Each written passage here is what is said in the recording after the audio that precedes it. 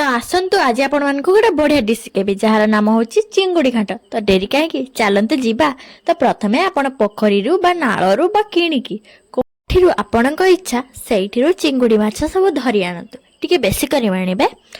तापर बोईताल आलू बैगण टमाटो जहाँ भी आपण घरे जहाँ भी परिबा अच्छी सबको बढ़िया से काटी दिंतु। आपर आपण कला कड़े जमा धड़ा कड़े बसैबेनी कला हो कला कड़े बसैबे आउ से ठंडा तेल को ढाली गरम करेंगे। तेल टिके गरम होके बेसी कर फुटण मिसेबे आपर कटा पियाज अदा रसुण पेस्ट आपर टमाटो दे भल से हलदी लंका गुंड दे ताकू घांटे घांटे घांटे घांटी पूरा छतु बनईदेवे। आपर जहाँ भी आपण मानकर परिबा थिबो पटल फटल करिकी सेथिरे सब देदेवे।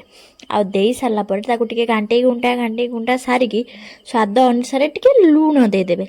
आ तापरे ताकू ढाकुणी मारदेवे माने टिके सिझिबा पई जेमति कि परिबाटा आपण मानकर बढ़िया से पूरा सिझी जीवो।